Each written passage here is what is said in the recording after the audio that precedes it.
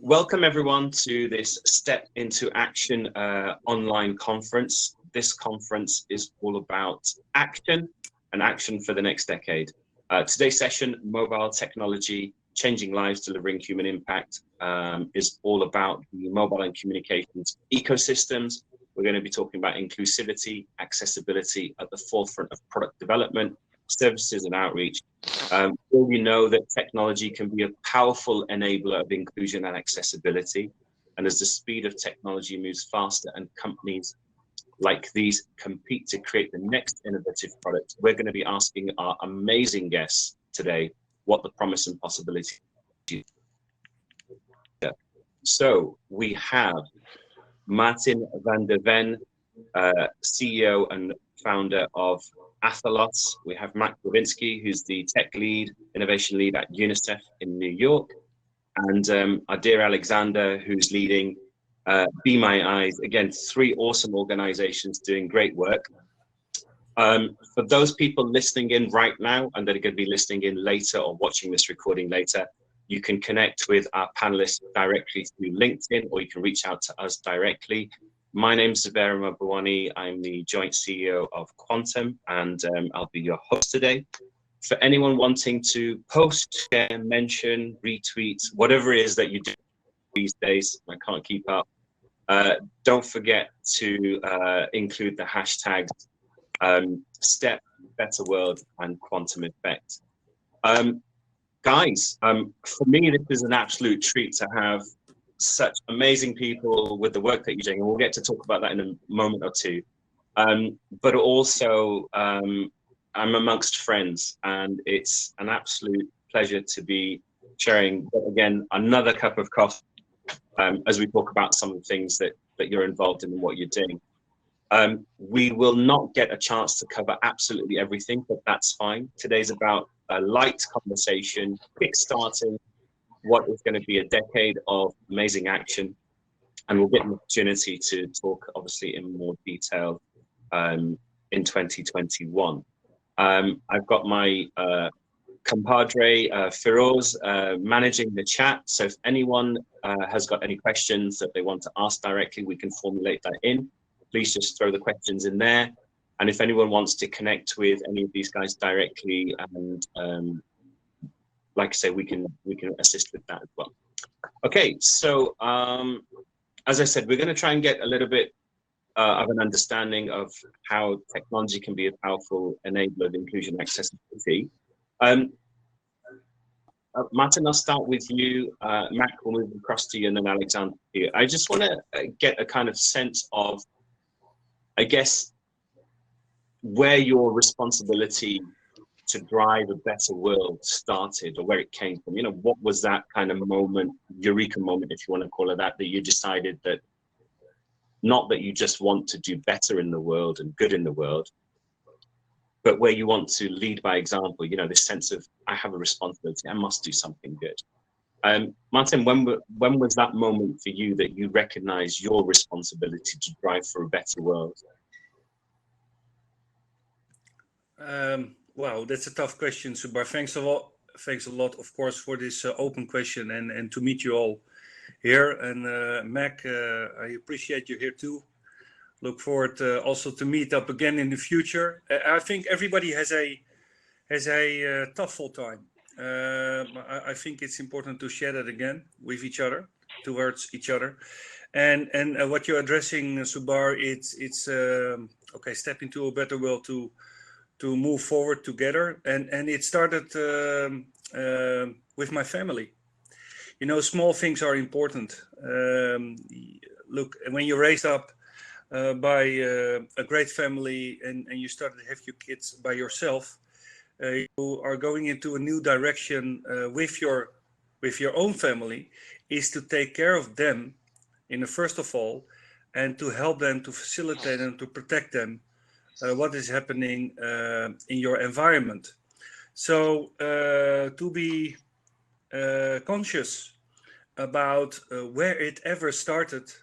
I had a dream when I was, let's say, 6-7 years old. I wanted to work for Greenpeace, because Greenpeace was at that moment in the 80s was a fast-growing movement from the Netherlands, and to take care of our environment already from the core. So I think I was 7 or 8 years when I talked to my class students, and later on, of course, to people that were in that environment also, because they were presented somewhere on some presentation. So I got inspired, I think, around 7 or 8 years old, and I kept it always with me, you know. So I always followed Greenpeace approach, you know, back to the basics, back to nature, and taking care of. So I think that was for me the first kickoff to be aware of what can you do. Even you're young, you admire people that are committed to take care of the environment. So that was a little bit of my kickoff when I was young, and I kept it always with me. And regards to the movement we are making now, I wanted to find out for myself, what can I do myself, first of all, and what can we do as an organization, and what can we do as a network, not only technology-wise or technique-wise, but also human capital platform-wise. So okay, these three things came all along in my life. I'm 48 years.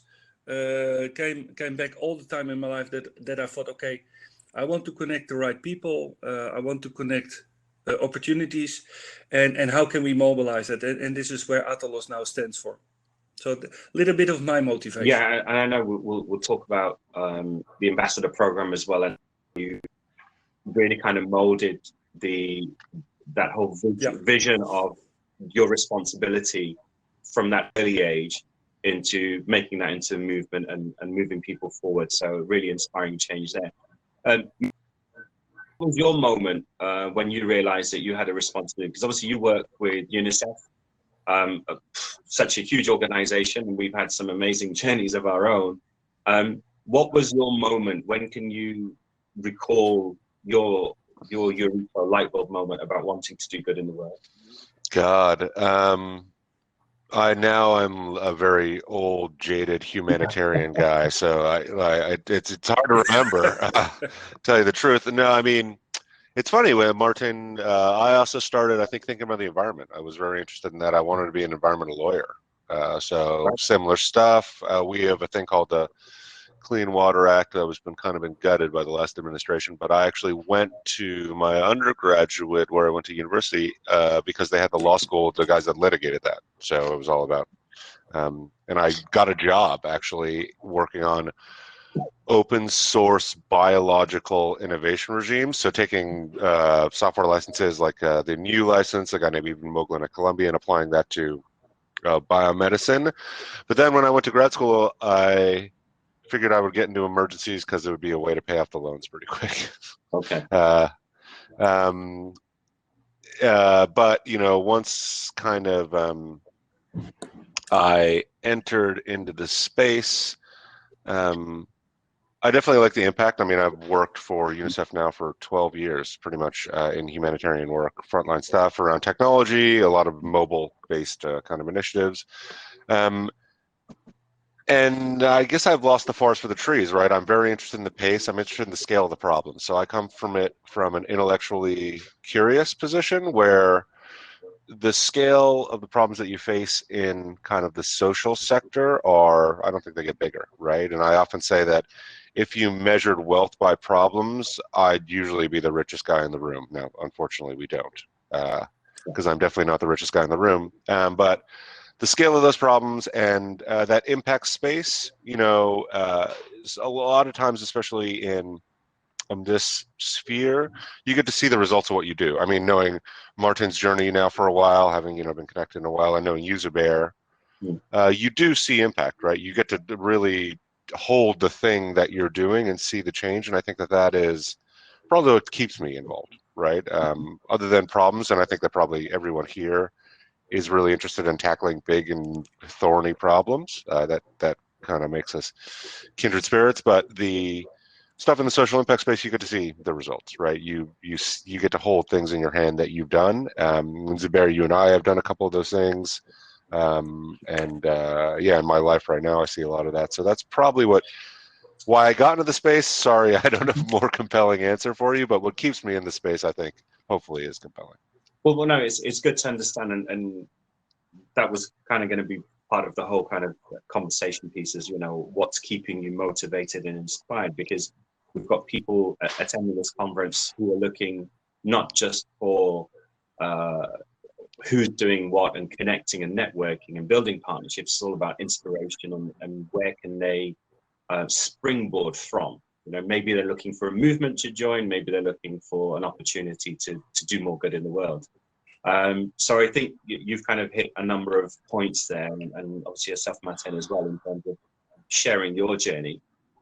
Alexander, you guys are doing some amazing work. I mean, I can't even begin to share what that is, but just as a precursor to that, same question to you. When was your moment in your life, that you thought you need to be doing something about the world that you live in? You remember? I don't know if I remember like a specific moment. For me, the motivation has always been not purely financial. It always had to. I think that interplay between profit and purpose is incredibly interesting, and where I want to devote my time and my life to doing something like that. Specifically to what I do today and what Be My Eyes is doing. Whenever I kind of had no pun intended, an eye-opening experience when I kind of learned how people who are blind or low vision live their lives, and how technology and like human generosity can help people lead in more independent lives. And I think just seeing and witnessing how people are living their lives right now, and how a piece of technology can help them to live more independently. That was really what changed my whole perspective on the work that I want to do and what I want to devote my time to. So yeah, I think I'm going to keep it at that. But I think that's kind of the moment whenever I saw what people are using the technology for. Mm-hmm. And I guess for all three of you in different ways, but obviously there's some commonality here as well, that the work that you're involved in right now, clearly I'm sensing that this is personal for you, right? There's a personal commitment to being part of the solution and solving these problems.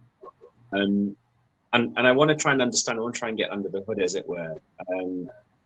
Maybe, Martijn, if I come back to you, why is it important? And we'll come to technology in a moment, but I want to try and understand what's inside your head and what's in your heart. Why is this commitment to be good so important to you? We've talked about motivation in your kind of upbringing, but why?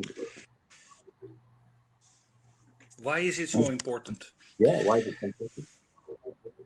That's another big question. At the end of the day, sometimes life is happening with a cascade of beautiful coincidences. So although for myself, I am desired to be involved in technology, technique, and human capital, and it's a long road what I have behind me, and then still every day I think I'm reinventing myself. Sometimes with the same questions and different answers, but I think it's all about connectivity. So building connectivity globally to make it possible that everybody could have the same support of connectivity to do whatever you want on a mobile network or transactional network is a very interesting direction, and I think everybody should be connected on a global scale, and that means inclusion, like you always mention. It is important to take care of each other, and we are working to rolling out I think a unique platform that will help everybody in the world. So our market is global, so it's not specifically related to companies or to consumers, but it's about free connectivity. And based on the use of it, and I think it is important that Some people or some companies should take care of the cost because they can handle it. And some people should have the availability of free services because they can't handle it. And that's my scope. So building balance into the Athalos global services, which we are rolling out. And as I shared before, global donation services is to support fundraising projects through our free telephony network, free services, is a dream that I believe in because we have identified a market there. And I think it's important to build something that is spot on and there's interest. And there are all kinds of mechanisms to push-pull that. But at the end of the line is finally about how can I help? And this is the public-private balance that I try to make and to achieve. But I cannot do that myself. The conversations with you, Subar, with Mac as well, and I hope as well with Alexander, through this conversation, is opening doors, opening understanding, and reaching out a message to the world that we can do a lot together. And I think this beautiful vehicle, Step into a Better World, I appreciate any activity who's working on that, and I want to support that. But at the end of the day, we want to make it work, and it must have a purpose. So purpose-driven solutions or purpose-driven, commitment, without saying leadership, because everybody has a leadership in itself, must be activated. And I feel responsible to make it happen, at least in my life, to build such a unique global network of services. And just going back to your point, obviously you've embedded all this in your organization, so that a big shift, not just in mindset, but in operate. Was that journey easy for you? And the reason I'm asking that question is that might be something that both Alexander have experienced as well, given that they kind of sit on slightly the other end of the spectrum in the work they do. But also there are people listening in who are also thinking about, well, I'm an inspired person. I found my area of expertise and responsibility. I want to do good in the world. I want the world a better place through the products and services I provide, but I don't know where to start. Has that journey been easy for you, Martijn, in transitioning from being a tech company to a tech for good company? Not at all, and still not. But it helps me and the team. We grew from the startup from 4 people up to 24 in 1 year. I appreciate all the help and the understanding and the flexibility in these times to help each other. We used it window of opportunity to get better understanding from different type of groups, which are now involved also in the team. It's a big virtual organization, and it's not only the core team, but it's about the network around us that we have better understanding. But I think every 6 months we are reinventing ourselves, and that could lead to a complete roadblock. But we all the time, if I look back for the past 6 years, or when I talk about the startup of Athalos, we reinvented every 6 months ourselves. And that's the benefit of not being a legacy organization, a flexible human organization that understands how you can mobilize possibilities on the 3 T's, and I'm talking about technology, technique, and of course the human capital, is that it is not easy, and it's still not easy, because if you build a global network with 10 billion subscribers, which is the potential that we have now manifested since 2 weeks, and to build connectivity on these 10 billion unique phone numbers based on 10 cents, so it's acceptable to call it and to make profit for the organizations, we are getting a lot of resistance.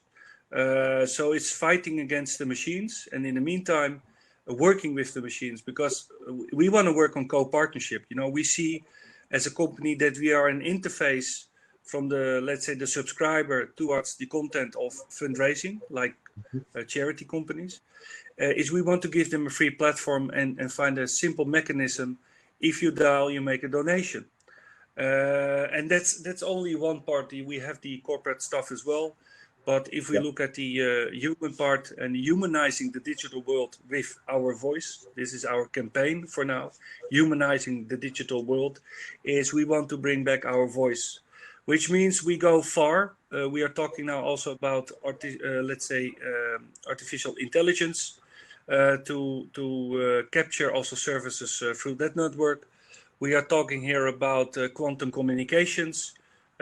So now we are really, because you're also announcing the anthem for the next 10 years, we are all of a sudden driving this vehicle into really the next level. So that's a journey. That's asking for positive resistance, because then we have to explain it to others how it works. And in the meantime, we are evolving ourselves. But it is not easy. But as Mac already mentioned, things are tough. And in the same time, it's exciting, and I'm hopeful. Yeah. Mac, I'm going to come to you in a minute. I want to move over to Alexander first. And just sort of in preparation, I'm going to ask you a similar question. Thought and perspective, given that you've got a slightly more longer history, as UNICEF as an organization, it's got 50 years, we're in 80 plus countries already. So just food for thought there. Alexander, what's your journey been like? So obviously you have probably encountered similar struggles, but the purpose of your premise was already driven right from the beginning, a little bit different to Martijn and Athalos, where they transitioned into being tech for good. You've always been a tech for good company, right? And then the work that Be My Eyes is doing. How is it for you? Yeah, it's we were really born out of like pure like mission. We have no idea how we're gonna make money, but hopefully we're gonna figure it out eventually. But there were quite a few unknowns when launching. We've been around for about 6 years now. Just a little bit of background. What we do is just connecting people who are blind or low vision with both sighted volunteers and companies and whatnot, all through a live video connection on an app. So if you need help seeing something, you can just call up someone who can help you see that thing.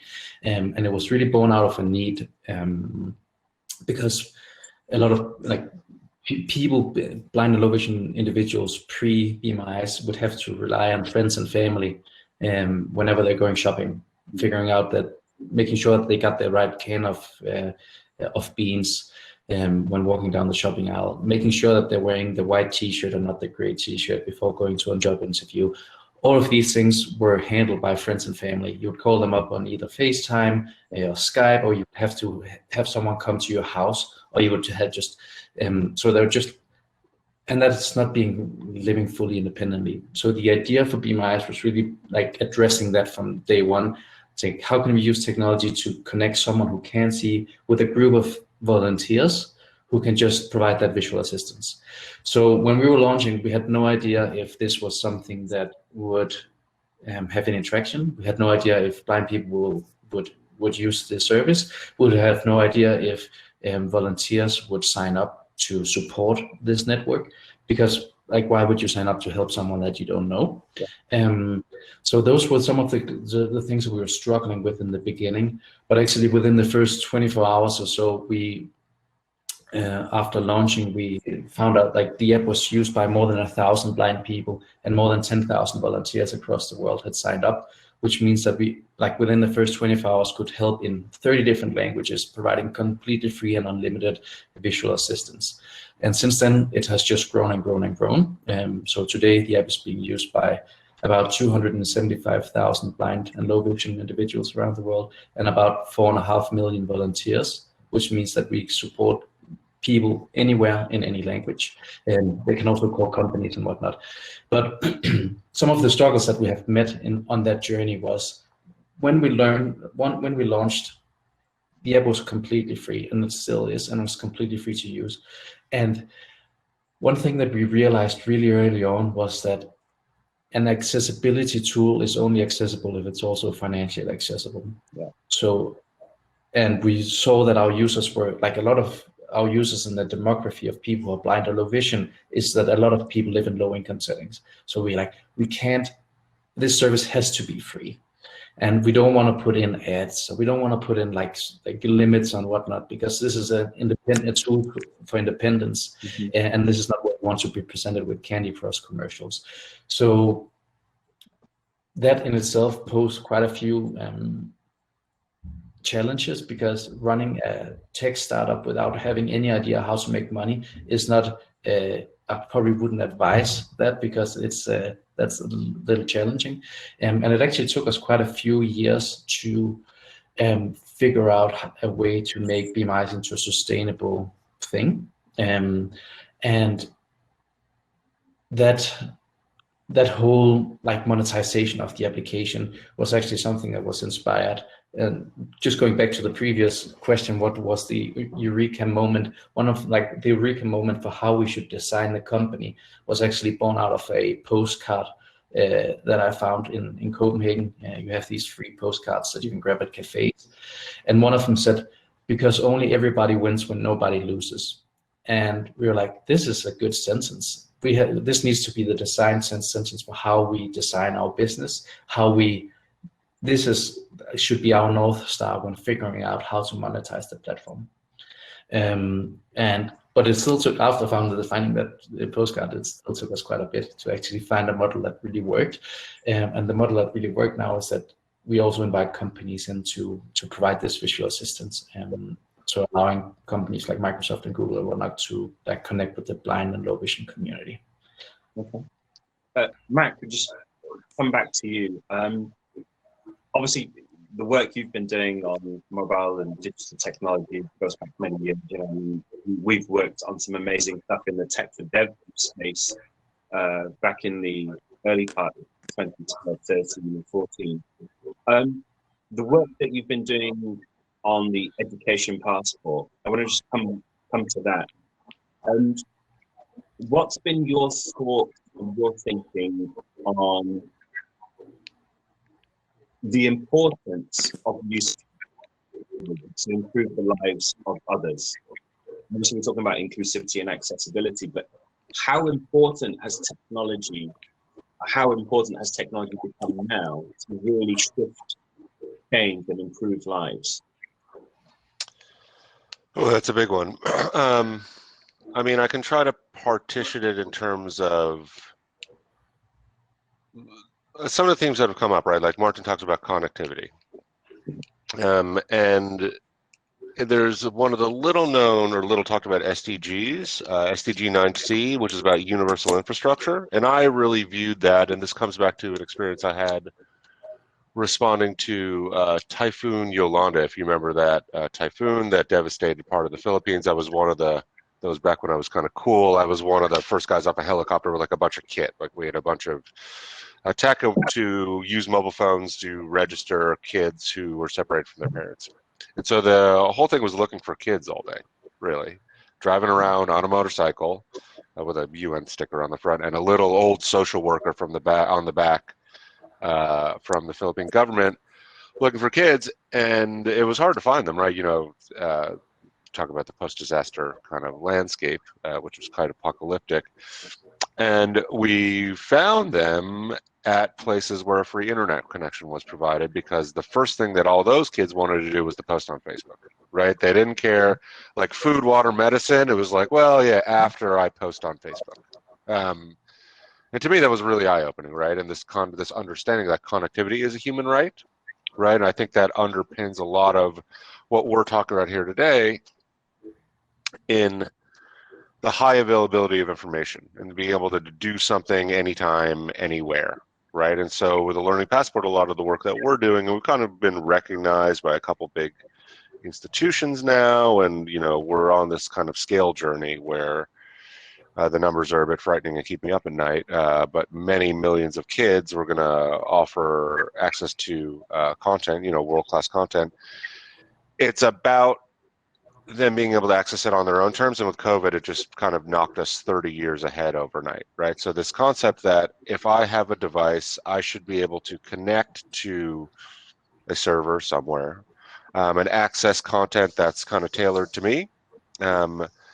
At my own pace and at my own speed. And this connectivity opens up kind of this individualized development roadmap, right? So utilizing those kind of services that are getting more democratized in a way, right? I mean, there's a lag, but getting more available to people, you can really tackle this thing of social good development and stuff with existing infrastructure and services and personalize things. I think that that's the difference, right? So connectivity, the internet is about really a personalized experience. No two people use it in the same exact way, I think.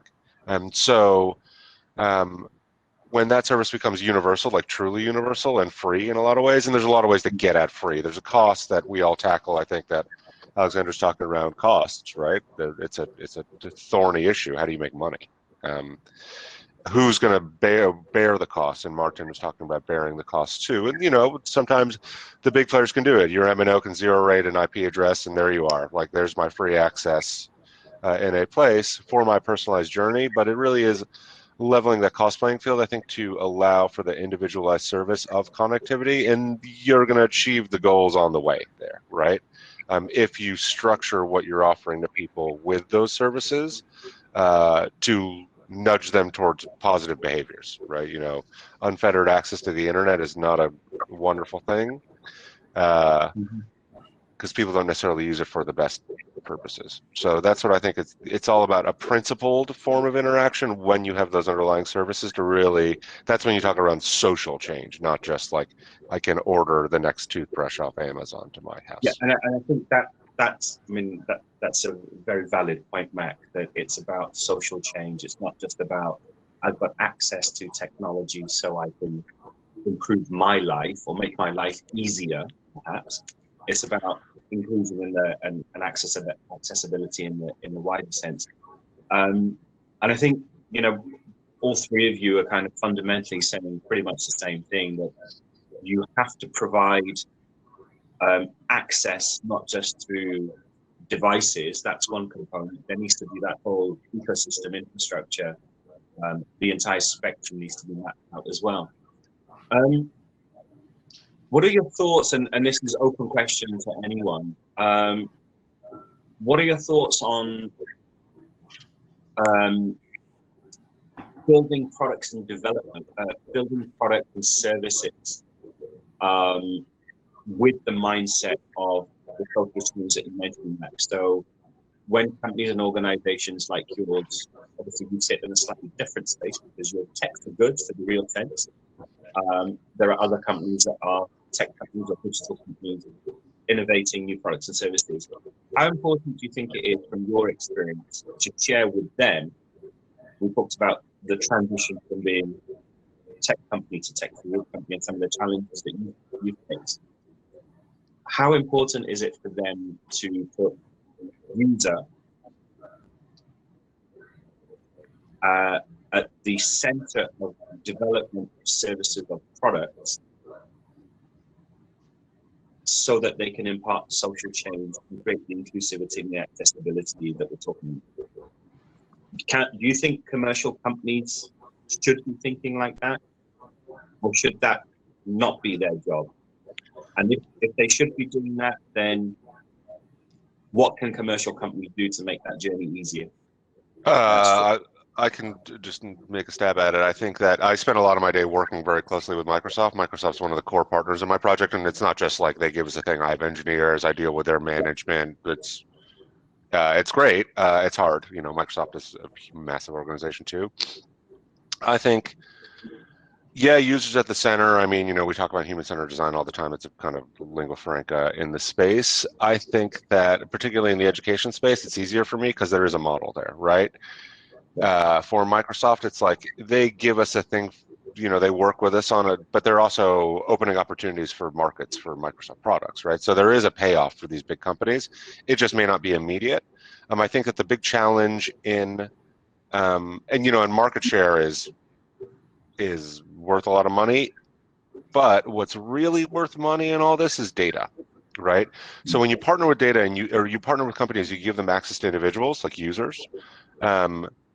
What the real secret sauce is the data on the user behavior, because that is going to power the next versions of AI that's how you really take over the world, right? Products, less relevant these days. as software as a service and platforms as a service are really the dominant kind of trend. User data to power AI is where the future is going to go, and that's what companies are going to get in partnerships with social good firms about. It's going to be about data, because that is what's really, really valuable. That stuff is worth more than gold. I think that the principle and that kind of stuff that I've really found, and this is harder to do than to say, is perfection is the enemy of progress, and that you have to get rougher and messier things off the ground rather than really engineering for perfection in edge cases. And that's where it's difficult to partner with private sector companies, because their barriers or their level of success is probably a lot higher than the humanitarian and social sphere, where it's just like sometimes it's just getting things out there, right? Getting them used, iterating off of that. And so I think that has been a real challenge in terms of conveying that ethos to a big company like Microsoft, right? They have a whole different model than UNICEF does. But when you start to see impact, that's where everyone will kind of be like, all right, yeah, well, like this works. We can move forward and build off of this stuff. That's what I think. Martijn, what's your take on that? I mean, Matt just highlighted the point that companies have to look at things from a commercial perspective as well, and obviously there's challenges and issues around that. But just on the point that you raised, does any of that resonate with you?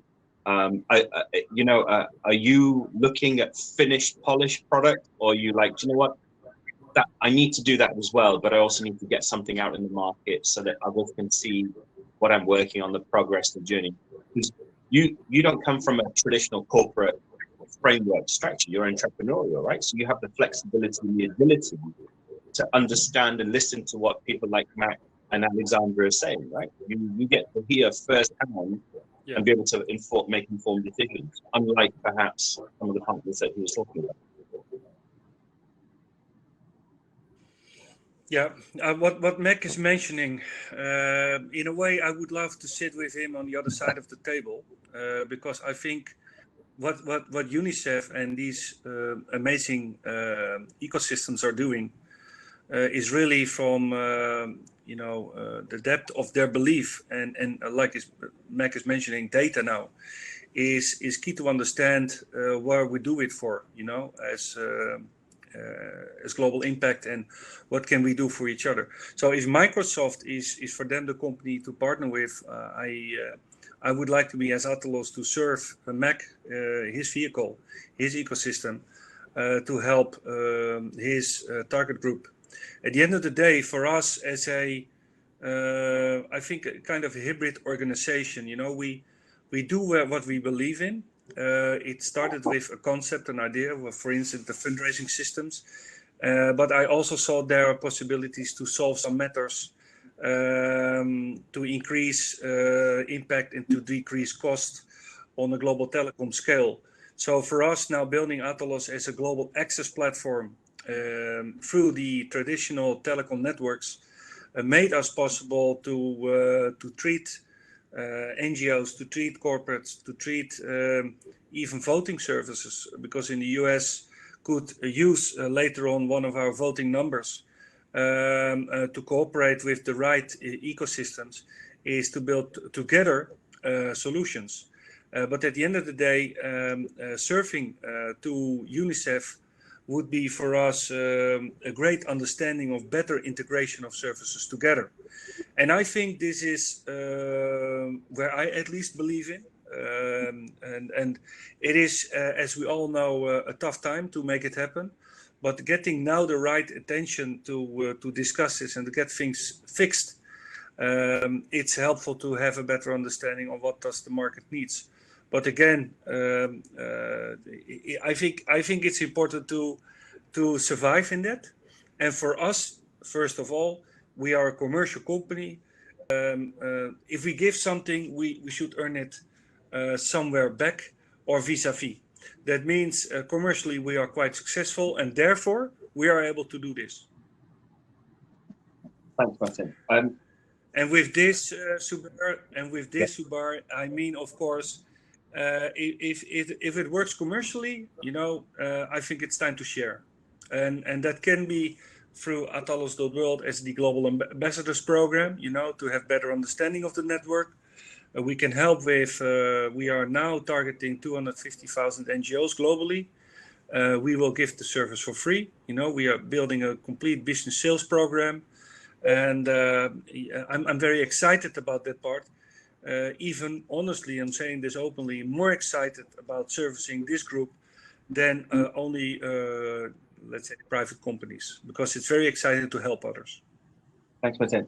Alexander, what's your take on I mean, obviously, we've got a bit of an understanding of what Be My Eyes is about and the way the app works. And I've volunteered myself. I mean, I think it's absolutely amazing.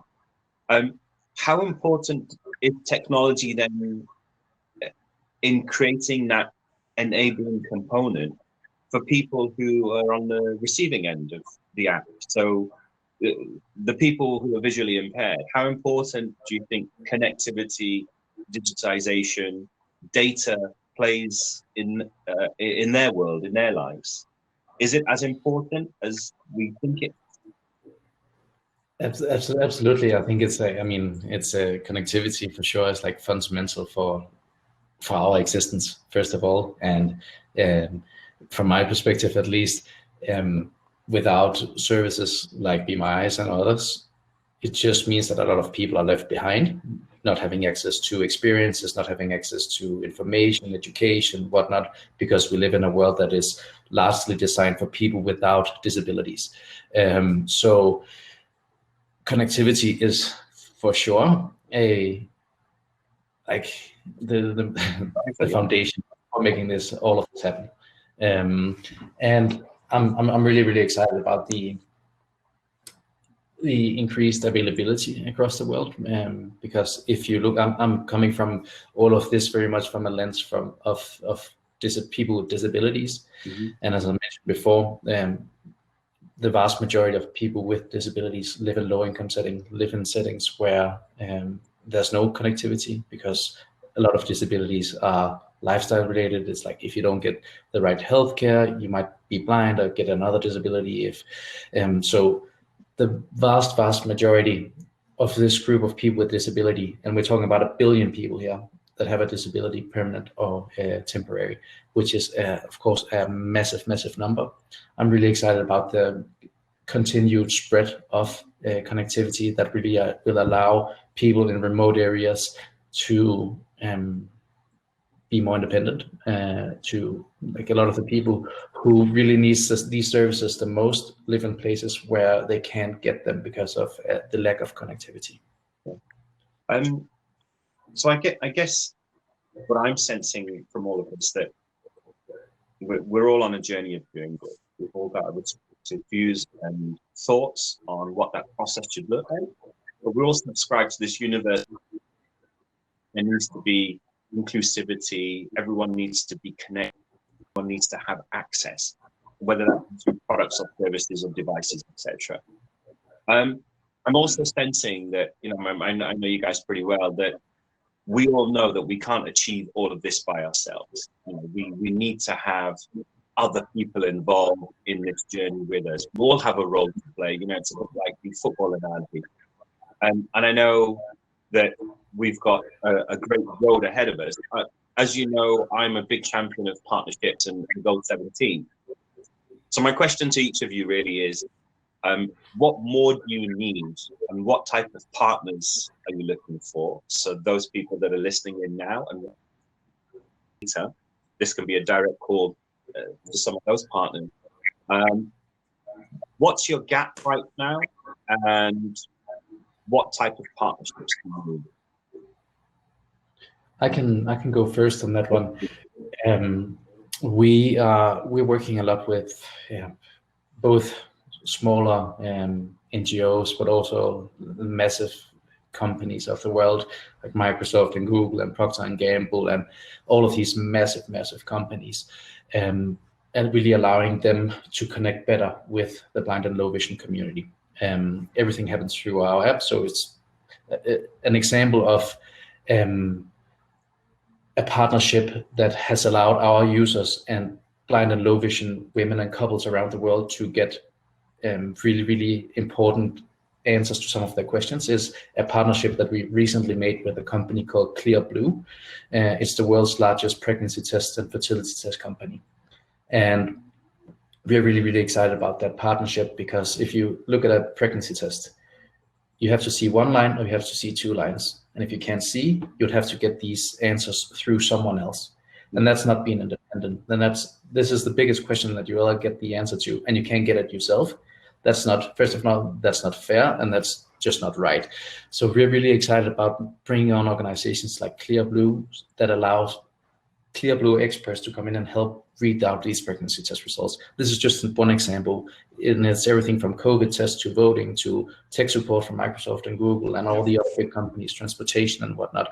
So, and that's where I think that these massive companies play a tremendous role, because these companies, from where I'm sitting, are the ones that are creating all of the products and services in an accessible way, which means that millions of people can't use them.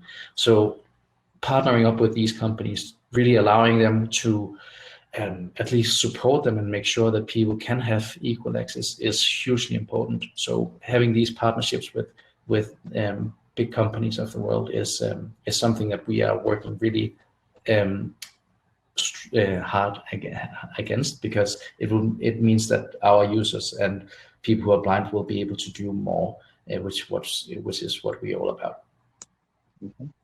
Mac, what's your needs? What type of partner are you looking for? Oh, well, I mean, where do you start? Where do we start? Right. I mean, it's not a new question. Of course, a lot of money, right? I think that one of the big gaps around all of this is there's a lack of devices, right? And devices are expensive. But there's the ecosystem around devices too, right? You need people to support those. What I really think is that the problems that we're trying to tackle are big enough that there are as many seats at the table as who wants to get involved, right? And I think that most people do have something to contribute in some way, shape, or form. With me, you know, as UNICEF, we have a pretty, with the scale that we're looking at now with Learning Passport, it's, you know, 30 million kids in the next 4 years. There's a lot of financial aspects around that too, but we're partnering with content companies that are interested in giving us their content, you know, all sorts. I talk to content companies all the time. There's volunteer organizations that are interested in doing tutoring from the telco sector. We, you know, zero rating and technical stuff that if you have a good thought, I can probably fit you in to the problem statement, because again, it's, you know, it's huge, right? This isn't some niche, and so I think that there is just room for everybody in the space.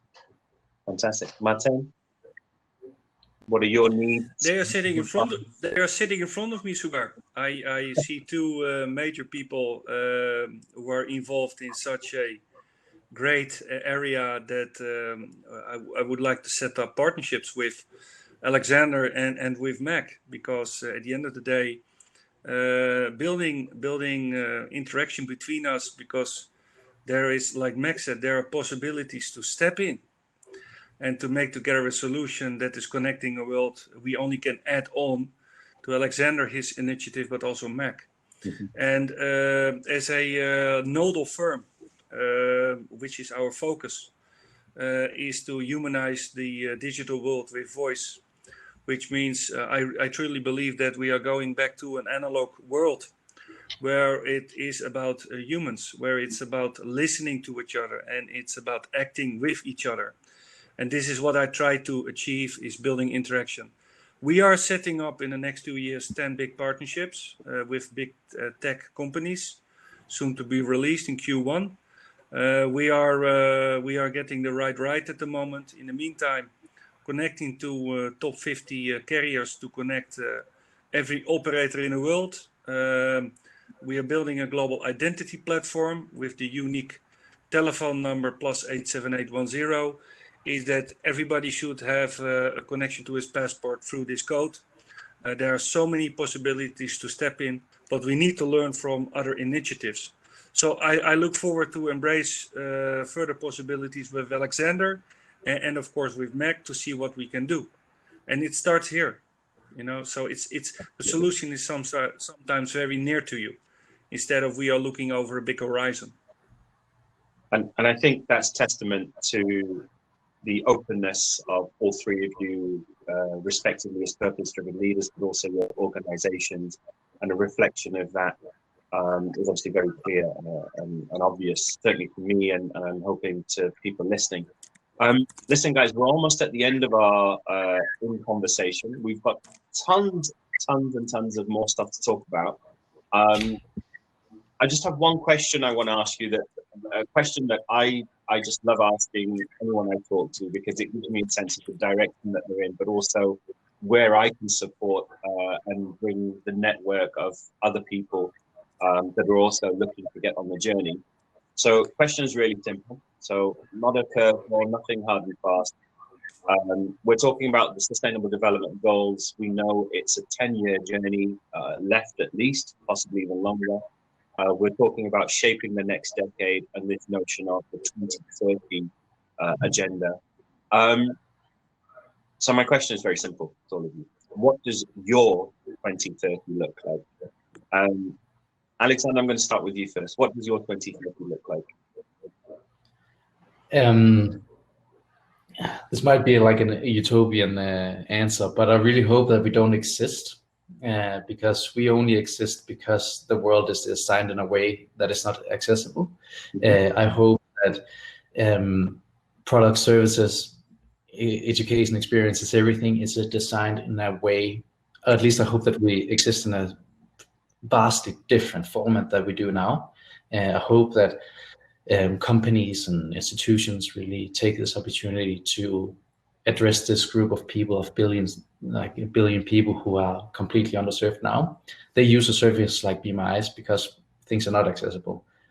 So my goal is to exist in a very different format, because I hope that our service won't be needed in 10 years. I hope that we'll have fixed many of the accessibility issues out there, and I hope that we have equal access to information, experiences, education, and everything else.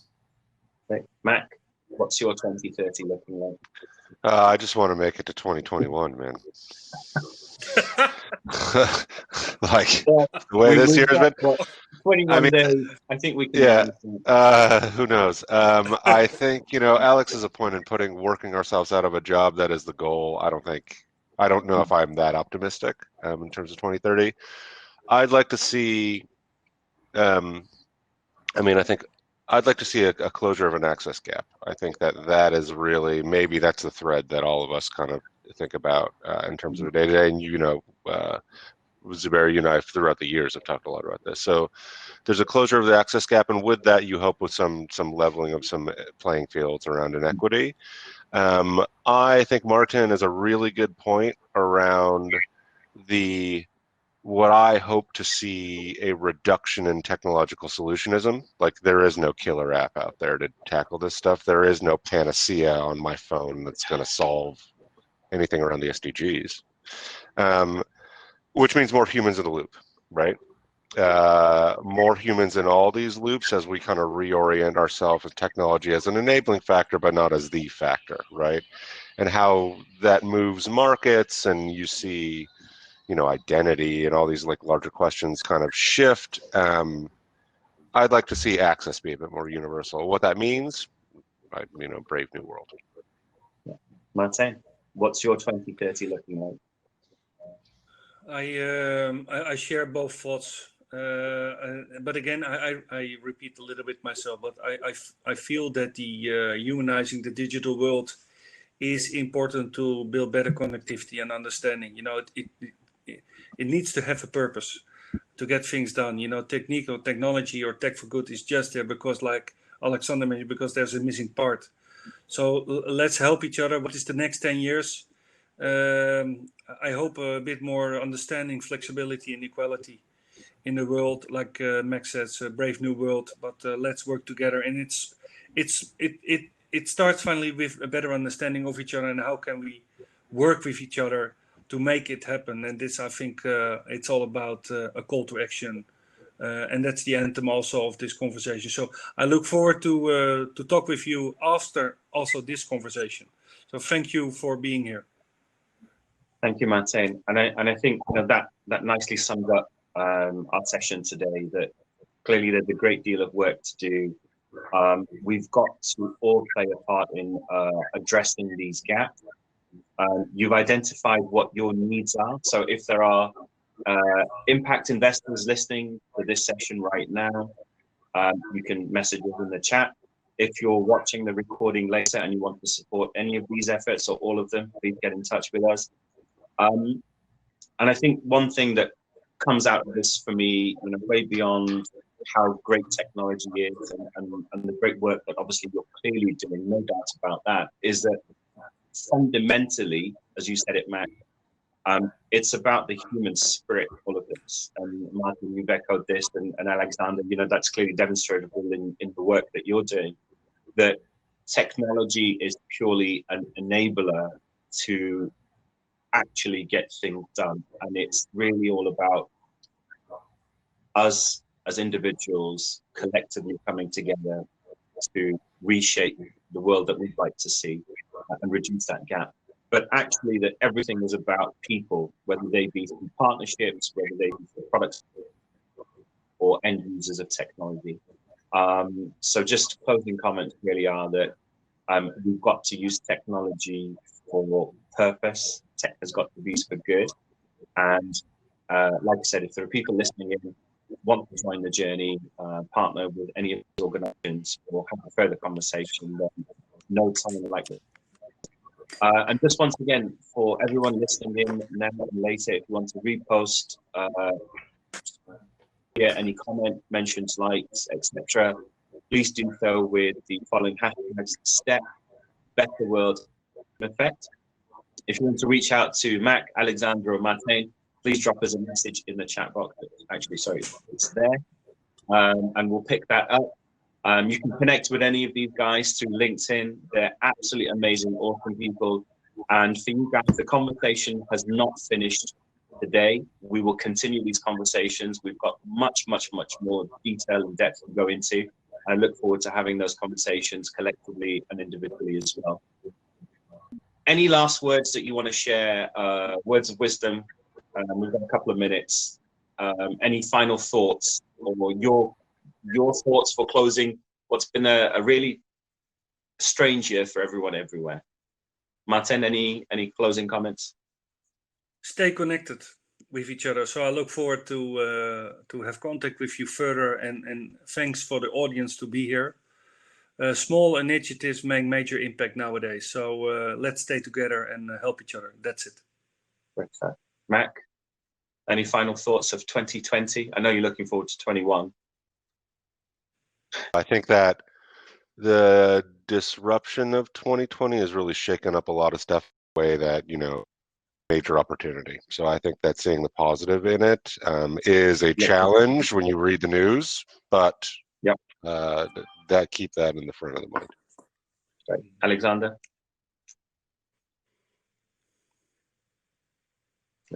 Unmute.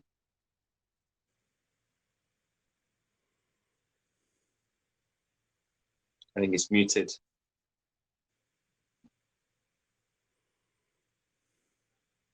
You'll just have to unclick. We can't hear you. All right. We can't hear you. You have to use the. We can't hear Alexander. I think your mic is muted, which is a shame. Can you try, Alexander? Can you try and just click your microphone button? Yeah. Okay, it might be a technical thing. So, well, maybe you can share some words of wisdom on LinkedIn.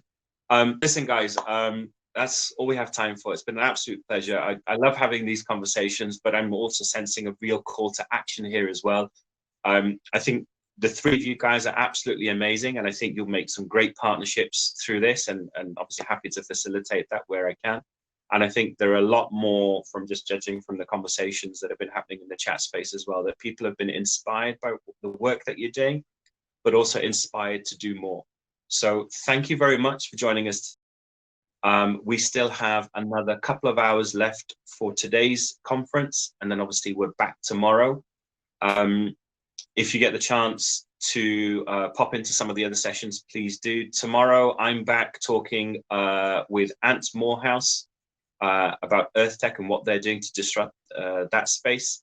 And then later on in the afternoon on digital democracy and how that's shaping the next decade. So again, guys, thank you very much for your time. It's been an absolute pleasure, and I look forward to speaking to you in more detail soon. Take care. Bye-bye. Thank you so much. Thank you.